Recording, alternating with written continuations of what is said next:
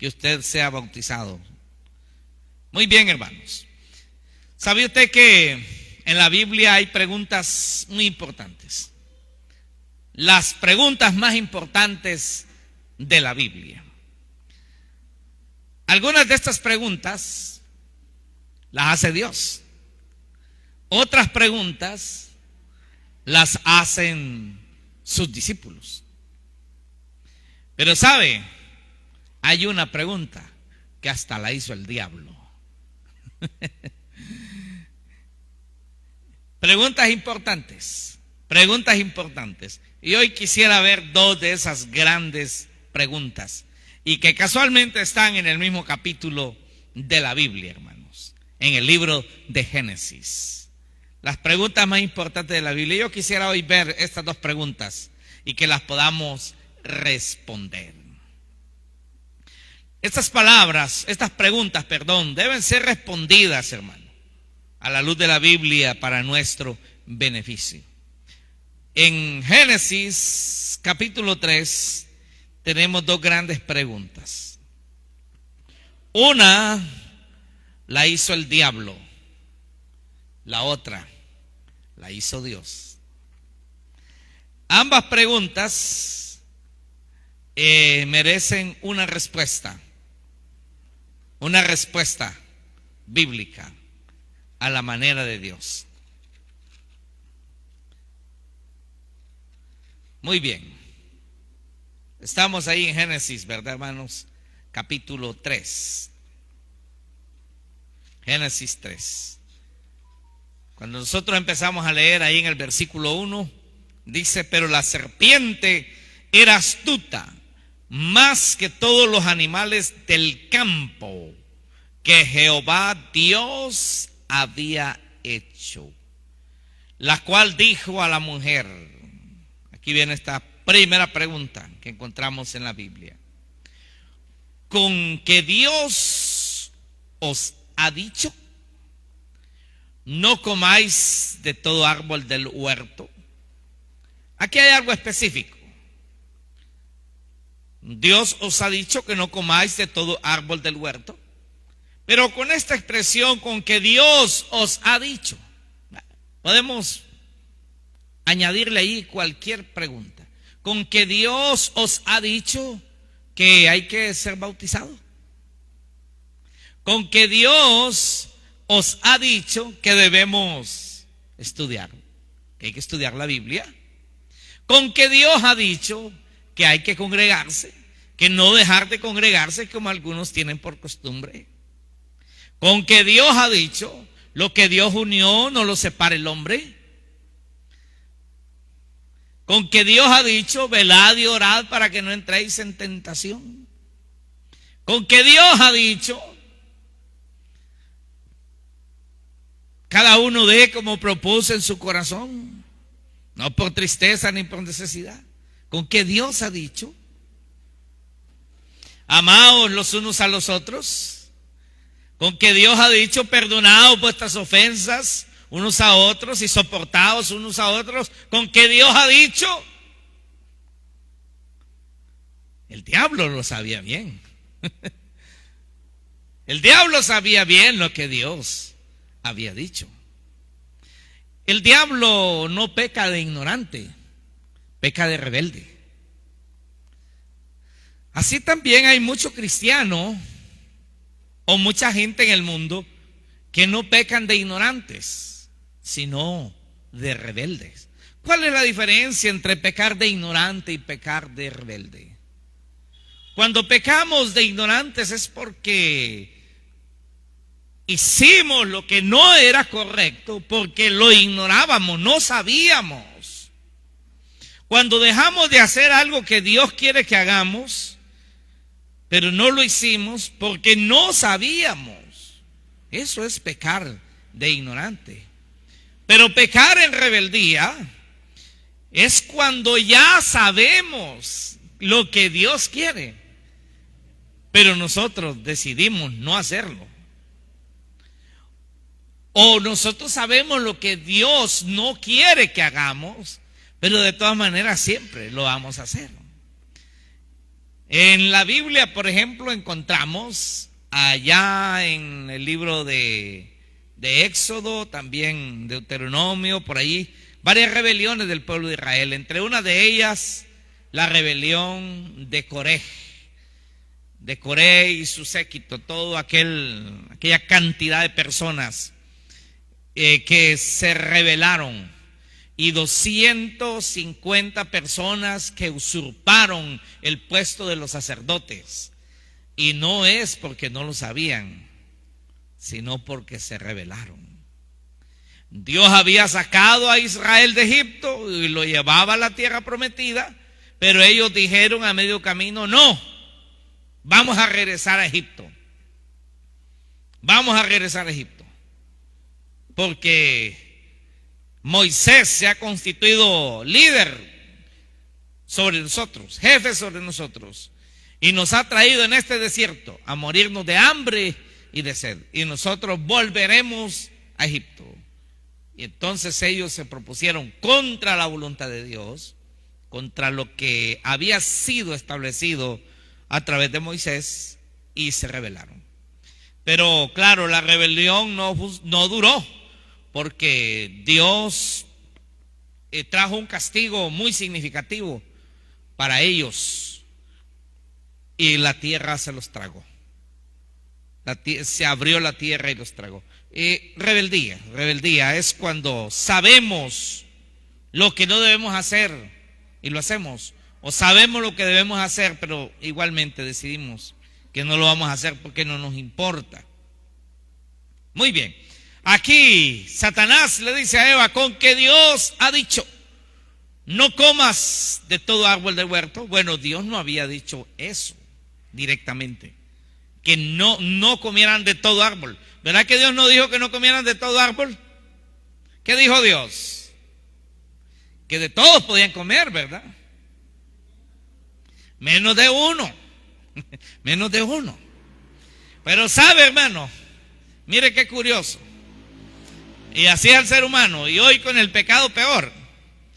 Porque Eva y Adán, pudiendo comer de miles de árboles frutales que habían en el huerto, decidieron comer de ese uno que les fue prohibido. Podían comer miles de frutas, no tenían que comer la única que se les prohibió.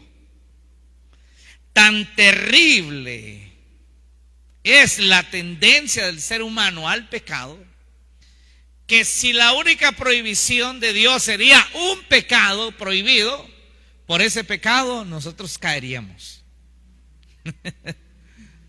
Por uno.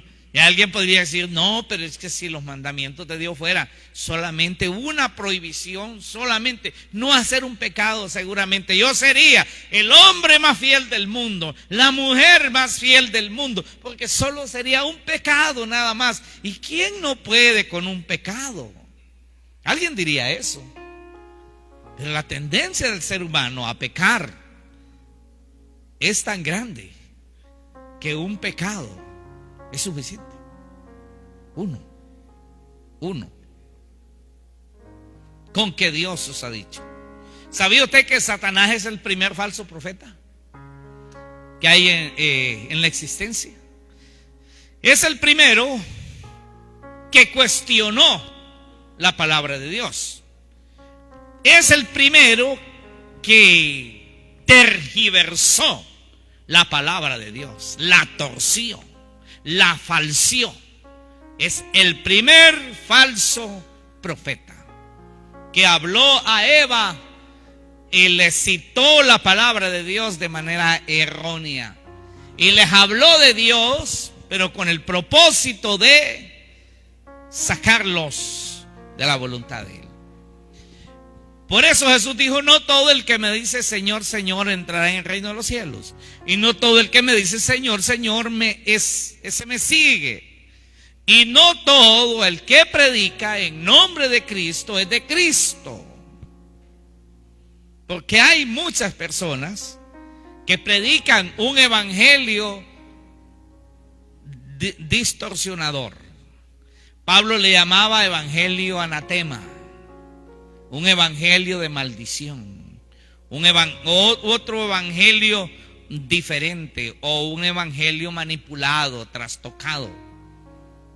Hay gente que Satanás la usa para apartar de la verdad el oído.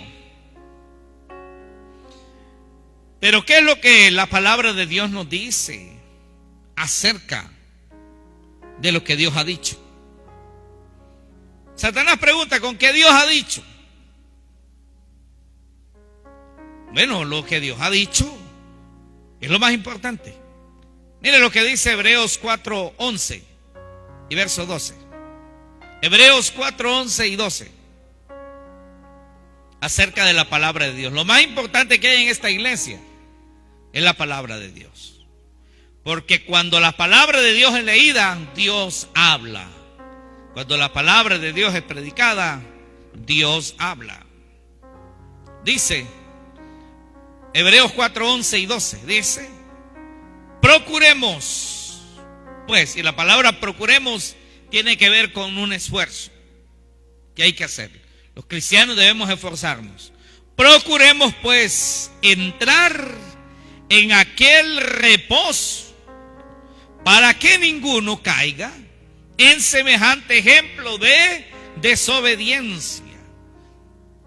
Porque la palabra de Dios es viva y eficaz, y más cortante que toda espada de dos filos, y penetra hasta partir el alma y el espíritu, las coyunturas y los tuétanos, y discierne los pensamientos y las intenciones del corazón. De hecho, este capítulo 4 está hablando de la rebeldía, de la terquedad del pueblo de Israel en el desierto. Y dice que a causa de su rebeldía no pudieron entrar en el reposo que Dios les había ofrecido. Cuando la Biblia habla del reposo, hay que tomar en cuenta que hay varios reposos que se nos presentan en la Biblia. Por ejemplo, está el reposo o el día de reposo que el pueblo de Israel guardaba, que era cada sábado. Cada sábado era llamado el día de reposo. Pero también la Biblia hace referencia a un reposo cuando una persona está tranquila, está en sosiego, no está alterada, no está en aflicción de espíritu, que tiene paz en su corazón. A eso también la Biblia le llama reposo. También el hecho de que el pueblo de Israel entrara a la tierra prometida era de parte de Dios un reposo para ellos, que habían sido un pueblo esclavo. Eso era un reposo, el entrar a la tierra prometida. Pero más que el reposo físico de un día, más que el reposo de entrar a la tierra prometida, el reposo que Dios prometía a Israel era el reposo de una relación entre Él y su pueblo, y que ellos tuvieran paz. Pero dice que Israel, que decía guardar el día de reposo, nunca dice entró al reposo, o sea, al reposo espiritual, por la desobediencia, por la rebeldía, por el oponerse a la voluntad de Dios. Por eso entonces hoy nosotros como cristianos que conocemos a Jesucristo, hoy en la era después del Nuevo Testamento, ya después de Cristo, dice que nosotros debemos procurar entrar en aquel reposo, pero este es un reposo espiritual. Y es para que ninguno se caiga en semejante ejemplo de desobediencia. ¿Sabe qué nos quita el placer del reposo? La desobediencia. El pecado nos quita el placer del reposo.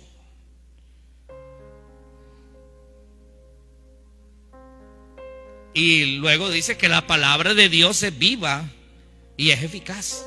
Sí, funciona. Lo que Dios ha dicho, hermano, tiene una razón de ser. No es que Dios es un ser caprichoso que quiere que nosotros hagamos ciertas cosas a la manera que Él en su capricho quiere.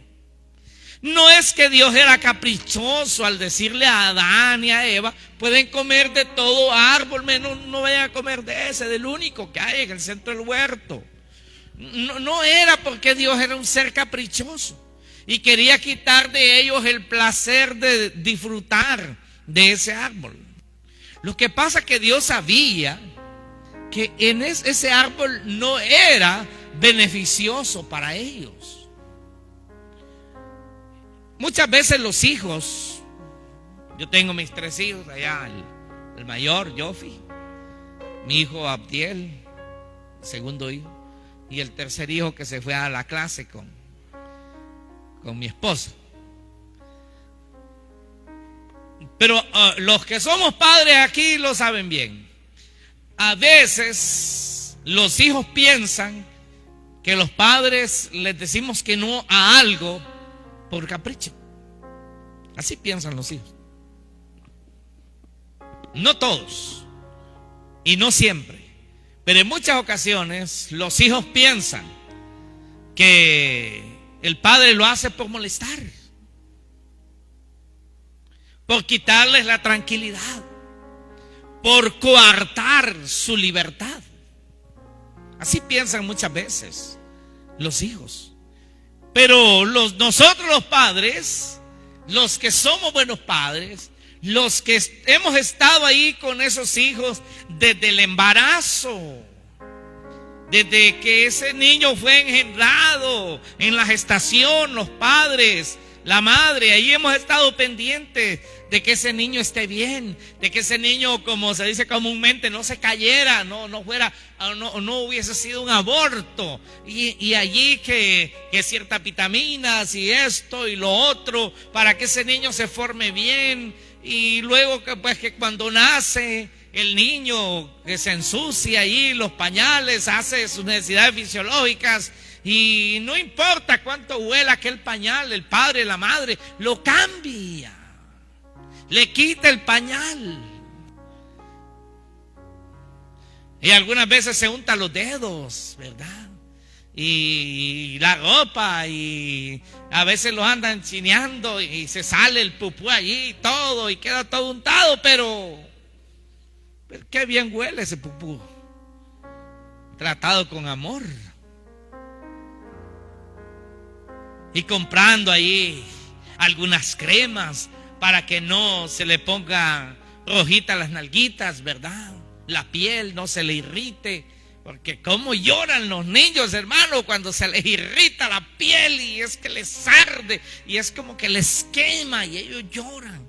Y los padres allí cuidándolos que no se caigan, cuidándolos de enfermedades, que en los hospitales con ellos, que en esto, que en lo otro, comprándoles que el buen tipo de leche, que la buena vitamina y todo. Pero cuando están grandes piensan que sus padres lo que son unos caprichosos que no están pensando en el bien de ellos, cuando los buenos padres siempre piensan en lo mejor para sus hijos. Y eso puede ser una palabra trillada y despreciada por muchos hijos. Cuando el padre le dice: pero hijo, yo quiero lo mejor para ti. Y para muchos hijos es una palabra trillada, una palabra pisoteada. Pero es la verdad. No hay padre, no hay ninguno que sea un buen padre que no desee lo mejor para sus hijos. Hay padres malos y madres malas, por supuesto. Los han habido. Pero esas son las excepciones, ¿verdad? Esos padres que han vendido a sus hijos. Una madre ahí que, yo digo, tiene que faltarle no sé cuántos tornillos en su cabeza, le cortó la lengua a su hija hace unos tiempo atrás, este año, aquí en Copán, le cortó la lengua a su niña recién nacida y murió como un mes después o 2 meses después en el hospital porque no la pudieron rescatar. Mire qué cosas tremendas. Han habido madres que han ahorcado a sus niños, sus bebés recién nacidos, o los han ido a tirar a la bolsa de basura, una bolsa de basura. Los hay. Pero en el sentido general, un padre y una madre siempre quieren lo mejor para sus hijos. Dios quería lo mejor para Adán y para Eva. Pero ellos decidieron ir en la vía contraria. La palabra de Dios es viva, hermanos, y es eficaz. Funciona.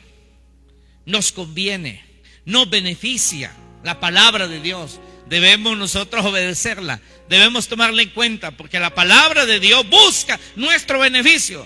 No busca el beneficio de Dios, porque es que Dios no necesita de nuestro beneficio. Dios no necesita de nosotros. Dios no necesita de ninguno de nosotros. Dios no necesita de nada de lo que existe en el universo, porque Dios es completo en sí mismo. Dios es autosuficiente. Él es todopoderoso. Él no necesita nada. Él es soberano. No necesita nada de nosotros. No hay nada que nosotros podamos ofrecerle a Él que le beneficie. Nada. El beneficio es nuestro, hermanos. El beneficio es nuestro. Segunda Pedro capítulo 1 verso 19 al 21. Dice esta escritura: tenemos también la palabra profética más segura, la Biblia, la palabra de Dios, desde Génesis hasta Apocalipsis, a la cual hacéis bien en estar atentos, como una antorcha que alumbra el lugar oscuro. Por supuesto que para Eva la palabra que Dios le dijo era la más segura. Ella debió estar atenta a esa palabra. Pero Satanás procuró quitar la palabra que Dios había puesto en el corazón de Eva y robársela a través de falsos argumentos. Mire, dice, la palabra de Dios es como una antorcha que alumbra en lugar oscuro. Qué feo es entrar a una casa donde no hay luz, a oscura. Y usted va allí, hermano, y va y tropieza con una cosa, y luego tropieza con otra, y va caminando así, porque usted no mira, no hay luz. Y si no hay luz, usted no está seguro. Si no hay luz, usted se golpea. Si no hay luz, usted no halla lo que necesita. Pero cuando enciende la luz, usted ve claramente. Usted está seguro. Así es la palabra de Dios, como una luz en lugar oscuro. Claro, la Biblia, hermano, es la luz que alumbra en este lugar oscuro que se llama mundo. Aunque el sol sale todas las mañanas después de las 5 de la mañana y vemos al sol salir, aunque está esa luz física, pero espiritualmente vivimos en un lugar oscuro. El mundo es un lugar oscuro. Dice, hacéis bien en estar atentos. Hacéis bien en estar atentos. ¿Hasta cuándo nosotros debemos estar atentos a la palabra de Dios, a la palabra profética más segura? ¿Hasta cuándo debemos estar atentos? Dice, hasta que el día aclarezca y el lucero de la mañana salga en vuestros corazones. Ese día que aclarezca, ¿cuál es? Hasta que las tinieblas del dominio de Satanás sobre este mundo termine y Dios tenga el control absoluto de la raza humana, que viva y ya Satanás y sus demonios no estén y el pecado no estén. Hasta entonces nosotros tenemos que estar atentos a la palabra de Dios. ¿Hasta cuándo? Dice también, hasta que el lucero de la mañana salga en nuestros corazones. En otras palabras, hasta que Cristo, que es el lucero de la mañana, sea formado en nosotros. Hasta que nos parezcamos a Cristo. Y como dice en Efesios 4, versículo 12, hasta que alcancemos la estatura del varón perfecto. O sea, hasta que lleguemos a ser como Cristo. Mientras nosotros no seamos como Cristo, nosotros debemos seguir dependiendo de la palabra de Dios. Amén, hermanos. Y no de otras palabras. El error de Adán y de Eva para perder todo lo bueno que Dios les había dado fue escuchar otra voz que no era la de Dios. Eva solo escuchó la palabra de Satanás. Aparte de la de Dios, escuchó la de Satanás, la palabra negativa de Satanás. Pero nosotros hoy, bueno, la del vecino, la del maestro, aquel maestro escéptico, o la del mal amigo. ¿Cuántas opiniones vemos en Facebook, en YouTube, en la televisión, en la radio, en todo lo que es el internet? ¿A cuántas personas escuchamos decir algo que no es conforme a Dios? ¿A cuántos? ¿A cuántos? ¿A cuántos diablos oímos? ¿A cuántos diablos escuchamos hablar? Todos los días o una vez a la semana, no sé cuántos. ¿A cuántos diablos oímos?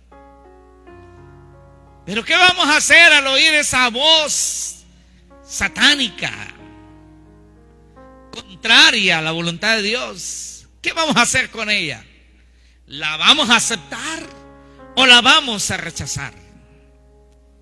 Tenemos que rechazarla. El error de Eva fue no rechazar tal palabra.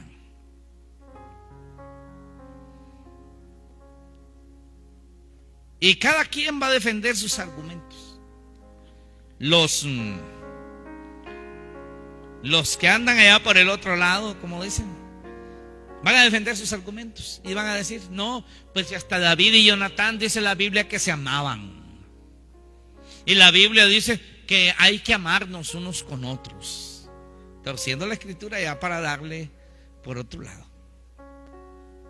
El hombre mujeriego dice: si hasta la Biblia dice que el hombre puede tener 7 mujeres. Sí, en la Biblia hay un texto que dice: 7 mujeres le dirán a un hombre: danos tu nombre y nosotros comeremos nuestro pan. Pero eso no es porque sea la voluntad de Dios. La Biblia lo está diciendo ahí en el contexto de la rebelión humana, en el contexto de la degradación de un pueblo, donde 7 mujeres le dicen a un hombre: no importa que seas el marido de Pancha, el marido de Juana, el marido de Priscila, el marido de Domitila. No hay problema, una más, no hay problema. No hay problema. Vos sabés que vivimos hoy en una sociedad libre. Distinto a la gente de antes, dice. La gente de la era de piedra, que ellos, para ellos solo era una. Hoy vivimos en una era distinta. Hoy vivimos en una era moderna. Abrí tu mente, muchacho. Abrí tu mente, muchacha. Un hombre puede tener muchas mujeres. Una mujer puede tener muchos hombres. Un hombre puede estar con otro hombre, una mujer con otra mujer. Estamos en tiempos modernos. Eso es lo que dice. ¿Verdad que es cierto? Y toman incluso textos de la Biblia y los sacan de su contexto y los tuercen como Satanás.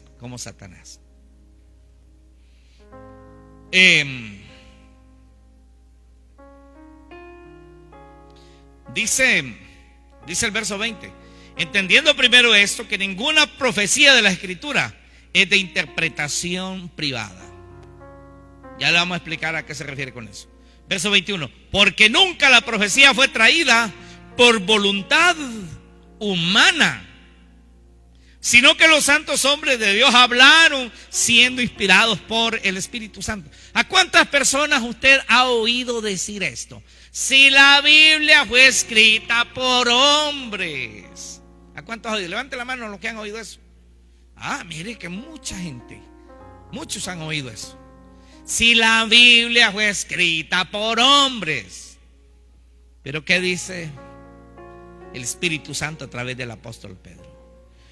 Porque nunca, ni una vez, jamás, ni una vez, ni en Génesis, ni en Éxodo, ni en Números, ni en Levítico, ni en Deuteronomio, ni en Salmos, ni en Ezequiel, ni en Isaías, ni en Jeremías, ni en Ageo, ni en Habacuc, ni en Zacarías, ni en Malaquías, en ninguna parte fue traída por voluntad humana.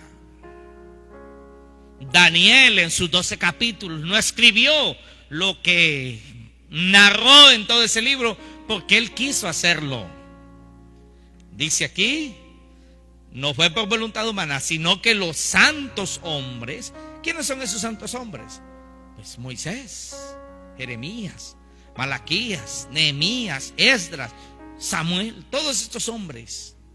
Dice, sino que los santos hombres de Dios hablaron siendo inspirados por el Espíritu Santo. Siendo inspirados por el Espíritu Santo. Fíjate que hay otro gran error que se da en nuestro tiempo. Y eso se da dentro del ámbito de iglesia. Que muchos quieren separar la relación del cristiano con el Espíritu Santo a expensas de la Biblia. O sea, como que puede haber una relación con el Espíritu Santo sin la Biblia, sin la palabra de Dios. Hermanos, la palabra de Dios es el Espíritu Santo hablando. Porque todo lo que está escrito fue inspirado por el Espíritu Santo. Todos estos textos que hemos leído hasta este momento fueron inspirados por el Espíritu Santo. El Espíritu Santo quiso que esto se escribiera y que quedara para las futuras generaciones hasta el fin de los tiempos. Hebreos 4:11 y 12, Segunda Pedro 1:19 al 21, Segunda Pedro, todo lo que sigue allí, todo, desde Génesis hasta Apocalipsis. El Espíritu Santo inspiró a estos hombres para que escribieran lo que Él quería. Amén, hermanos. No podemos nosotros, no es correcto que vaya a caber, aunque sea un poquito en nuestra mente, que la Biblia no es el Espíritu Santo hablándonos. Hay algo aquí que dice el verso 20, que quiero hacerle un realce. Entendiendo primero esto, que ninguna profecía de la Escritura es de privada. Bueno, eso dice la versión de la Biblia Reina Valera 1960. Pero ¿qué dice la versión de la Biblia latinoamericana 1995? Que es una versión de la religión católica. Dice, sépanlo bien, ninguna profecía de la Escritura puede ser interpretada por cuenta propia. Me gusta cómo lo dice. Pero ¿qué dice la versión de la Biblia del lenguaje sencillo? Dice, pues antes que nada deben saber que ninguna enseñanza de la Biblia se puede explicar como uno quisiera. ¿Qué es lo que está diciendo? La interpretación de la Biblia no depende de mi antojo, de lo que yo quiero infundir, sino de lo que la Biblia misma dice y se corrobora en toda la Escritura. Por eso es que se respeta el contexto gramatical, el contexto de escritura, el contexto histórico, incluso hasta el contexto geográfico. Todo eso hay que tomarlo en cuenta. ¿A quién le están hablando? ¿Por qué le están diciendo eso? quiénes son, cuál fue la interpretación primaria que se le dio en aquel tiempo, qué significó para aquellos hombres, para aquellas mujeres esta palabra, qué significó para ellos. Eso es bien importante tomarlo en cuenta. Básicamente, hermanos, hay que entender todo lo que el capítulo dice. No podemos tomar un versículo de la Biblia e interpretarlo a nuestra manera sin leer todo el capítulo y entender muy bien qué es lo que quiere decir. Solo quiero preguntarles, ¿cuántos han oído ese famoso dicho? La Biblia puede interpretarse de muchas maneras y cada quien la puede interpretar como quiera. ¿Cuántos han oído eso? Levanten la mano. Yo lo he oído muchas veces. Mire, un montón lo han oído, muchos lo han oído. ¿Será cierto que la Biblia puede interpretarse de muchas maneras? Yo le voy a decir que solo hay dos maneras de interpretar la Biblia o de entenderla. Solo hay dos maneras. Dos nada más. Solo existen dos. Y no se le olvide, dos maneras. Una correcta y una incorrecta. O le atinó o se fue por el monte. O la interpretó correctamente o le dio para el charral, como se dice. Nada más, nada más. No es que cada persona va a interpretar la Biblia a su manera, como lo dice este verso de 2 Pedro 1:20, el Espíritu Santo hablando del apóstol Pedro. Y me gusta cómo lo dice la versión católica. Ninguna profecía de la Escritura puede ser interpretada por cuenta propia, o sea, al antojo humano. Bueno, aunque esto lo hace mucho Luis Toro, que no le voy a decir yo le voy a decir este predicador. No sé si predicador, yo creo que es mucho decirle mucho, porque le dicen padre, pero ¿padre de qué? Tal vez padre de mentira. Pero él decía algo, dice que la blasfemia contra el Espíritu Santo, dijo, es ser protestante, dijo hace poquito.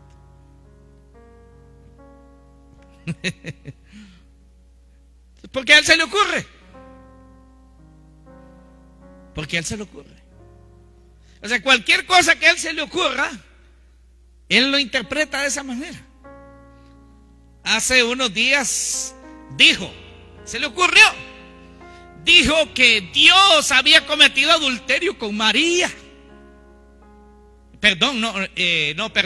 José había cometido adulterio con María, algo así, porque dijo que María era la esposa de Dios y que José, al juntarse con ella, al tomarla como esposa, había cometido adulterio. Yo creo que no se le puede decir ni burradas, porque los burros son inteligentes, hermano. Barrabasada, tontería, yo no sé qué cosa.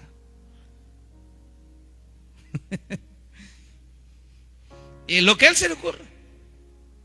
Hace unos días también decían, para justificar el purgatorio, yo les voy a enseñar que en la Biblia está el purgatorio. Y en ninguna Biblia existe la palabra purgatorio, ni en las Biblias católicas, ni en evangélicas, en ninguna existe el purgatorio. Entonces tomó un pasaje donde Jesús habla de los problemas personales de dos personas que tienen un desacuerdo. De pronto una le debe a la otra y entonces dice: ponte de acuerdo con tu adversario en el camino, antes que el adversario llegue a donde el juez y el juez te condene y salgas de prisión o de la condena del juez hasta que hayas pagado el último centavo. Está hablando de los problemas personales, para empezar. Es mejor que usted arregle algo personalmente si tiene un problemita con alguien antes que ir allá al juzgado. Mejor si lo arregla sin necesidad de ir ante un juez. Eso puede tener una aplicación espiritual, pero menos la del purgatorio. Entonces él dijo que Dios era el juez que el acusado éramos cualquiera de nosotros y que la cárcel era el purgatorio y que cuando terminara de pagar todo allí, entonces iba a ser libre. A él se le ocurrió, hizo su propia interpretación antojadiza, su interpretación privada, la interpretación a su manera. Bueno, y los testigos de Jehová tienen una interpretación a su manera. No se ponen sangre, no transfusión de sangre, porque pues han leído en la Biblia, ¿verdad?, que no se debe comer sangre de animal, pero la Biblia dice, no comas sangre de animal, no dice, no te pongas sangre de otro ser humano, no está hablando de transfusión, está hablando de no comer carne, sangre. Pero ellos la interpretan de otra manera y dicen, no, también es pecado ponerse la sangre de otra persona. Y dejan morir a una persona que podría salvarse con una pinta de sangre o con 2 pintas de sangre, y lo dejan morir. Un accidente que sucedió hace algunos años ahí en San Juan de Opoa, de donde es hermano Teófilo, por ahí. Los testigos de Jehová ahí venían de San Pedro en una excursión por allí. El chofer pues no hizo lo correcto, pues no conocía el camino y forzó mucho el autobús con los frenos y perdió el control y se fue en un abismo.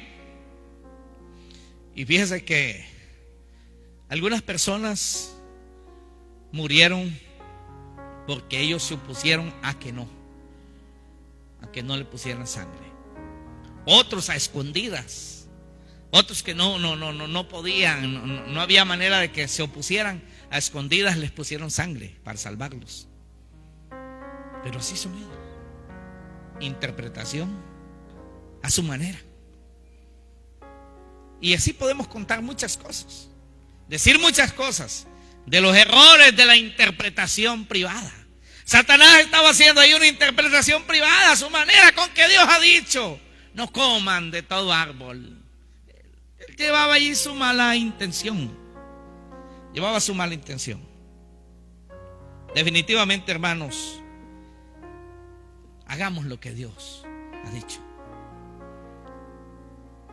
¿Quiere usted no perderse mucho cuando lee la Biblia? Lea todo. Lea más, no solamente tome ese versículo. No vaya a ser que nos pueda pasar como uno que leyó un texto aislado. Dicen, y Judas se ahorcó, decía el texto aislado, y Judas se ahorcó. Y luego dijo, voy a ver qué más me dice Dios en la Biblia. Y luego encontró otro texto que decía, ve y haz tú lo mismo. Y dijo yo, tendré que ahorcarme entonces. Tengo que ahorcarme, porque la Biblia dice que Judas se ahorcó y que yo debo hacer lo mismo. 2 textos que están hablando de temas diferentes, de circunstancias diferentes, una narrativa totalmente diferente, pero la unió y hacía que rimara y que funcionara. ¿Sabe que muchos hacen eso, hermano? Hacen que la Biblia pueda rimar, que pueda como estar alineada, y toman diferentes textos. Las religiones falsas hacen eso y toman un texto aquí, el otro acá, y alinean para que parezca que eso es lo que Dios dice. Y Judas se ahorcó, así dice la Biblia, y Judas se ahorcó. Y mire qué dice más la Biblia, veías tú lo mismo, hermano. Hay que ahorcarse, porque la Biblia dice, veías tú lo mismo. ¿Se ve usted cómo fácilmente un texto sin contexto puede ser un pretexto para cualquier cosa? ¿Se da cuenta? Cuando lea la Biblia, no solo lea un texto, lea todos los textos que están alrededor de ese texto, para que usted pueda tener una comprensión a la manera del Espíritu Santo. Amén. No de interpretación antojadiza, no de interpretación privada, sino a la manera de Dios. ¿Por qué hablamos todo eso? Por la pregunta, ¿con qué Dios ha dicho? ¿Qué vamos a hacer con lo que Dios ha dicho? ¿Lo vamos a interpretar bien? lo vamos a interpretar mal, la vamos a obedecer, la vamos a rechazar. ¿Qué vamos a hacer con lo que Dios ha dicho? ¿Con que Dios ha dicho? ¿Qué haremos con lo que Dios ha dicho? Yo y usted también, lo que Dios ha dicho, hay que obedecerlo. Lo que Dios ha dicho, hay que hacerlo. Lo que Dios ha dicho, hermanos, hay que cumplirlo. Amén. Póngase de pie. Póngase de pie.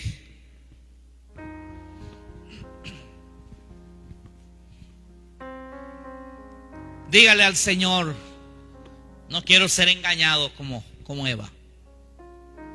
Dígale al Señor: no quiero interpretar la Biblia en base a un capricho mío. No quiero ser como Satanás, torciendo la Escritura.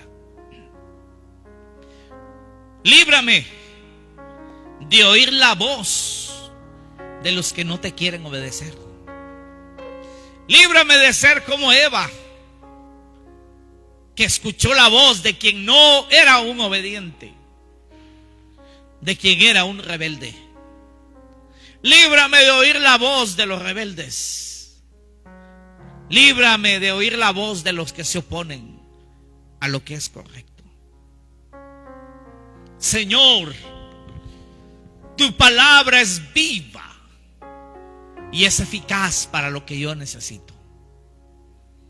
Sé que la revelación de la Escritura, que está desde Génesis hasta Apocalipsis, fue revelada para suplir mis necesidades espirituales y mi necesidad como un ser creado por ti, para suplir mis necesidades de hijo tuyo que soy, o de hija tuya, en el caso de las hermanas. Dígale al Señor: yo no quiero ir en contra de tu palabra. No quiero ser como la generación de Coré, que se rebelaron. No quiero ser como Eva, que oyó la voz, escuchó otra voz. Ayúdame a deleitarme en tu palabra. Cuando la lea, no procure yo tener una interpretación antojadiza, una interpretación a mi manera, sino entenderla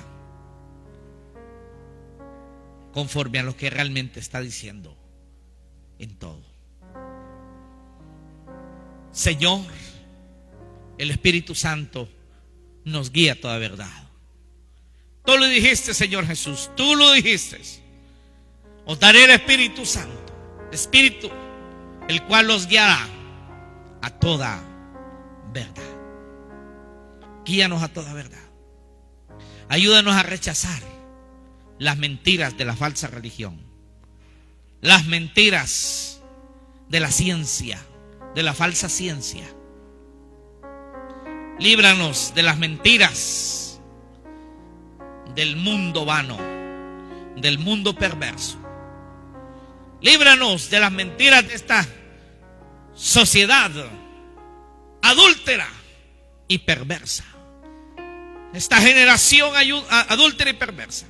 Líbranos y ayúdanos a amarte, a servirte, a hacer tu voluntad. Yo no sé cómo está su relación con Dios, con su palabra. No sé cómo está. ¿Es usted un hijo de Dios, una hija de Dios? ¿Es usted una persona salva ya? Si usted dice que sí a la primera pregunta, pero dice que no a la segunda, ¿cómo es posible que usted sea un hijo de Dios y no sea salvo? ¿Cómo es? ¿Será que todavía entonces no es hijo de Dios si no es salvo?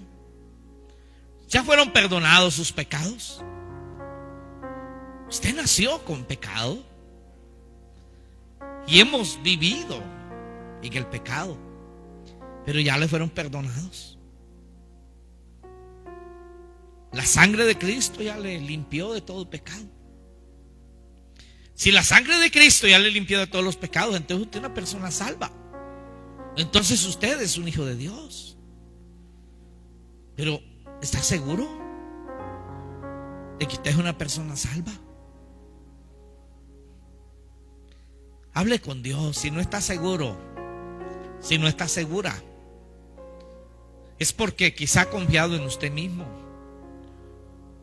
Es porque no ha tomado una verdadera decisión con Jesucristo. Pídale perdón entonces por sus pecados y dígale a Jesús: sé que moriste en la cruz por mí. Tu sangre que derramaste me limpie. Sálvame con tu sacrificio.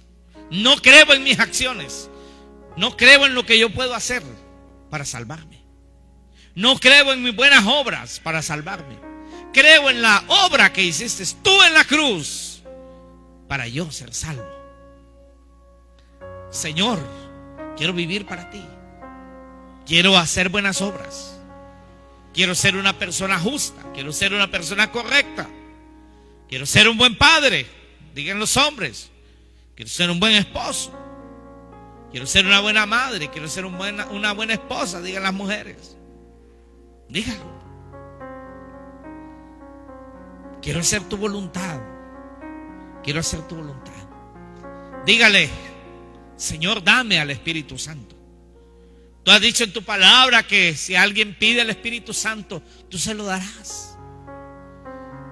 Sálvame, perdóname y dame al Espíritu Santo. Séllame con el Espíritu Santo. Dígaselo.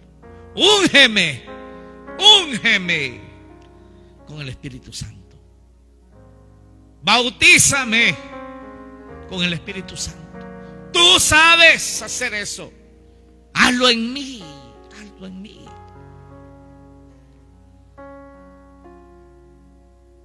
Hay personas que dudan.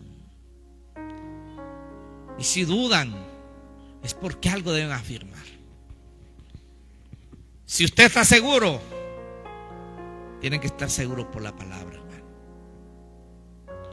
No sé cuántas personas entregaron su vida al Señor. No sé si alguien lo necesitaba aquí. Qué bueno si lo hizo. Qué bueno si lo hizo. Como le dijo el Señor a aquella mujer: yo no te condeno, yo te perdono, vete, no peques más. Viva para Dios. Vivamos para Dios. Vivamos para Él día a día. Vivamos día a día para nuestro Señor. Gracias, Padre. Gracias, Jesucristo. Gracias, Espíritu Santo. Guarda esta congregación que hoy se hizo presente.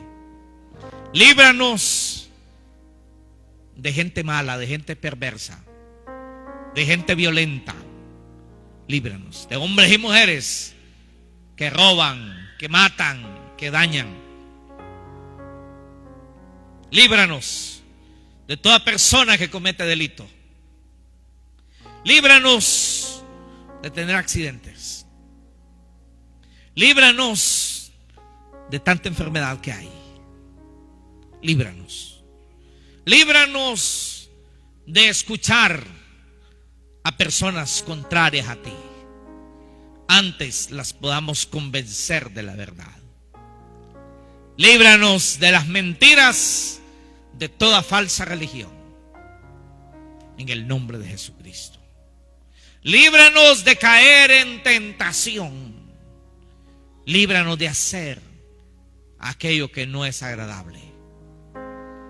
Ayúdanos a servirte, a honrarte,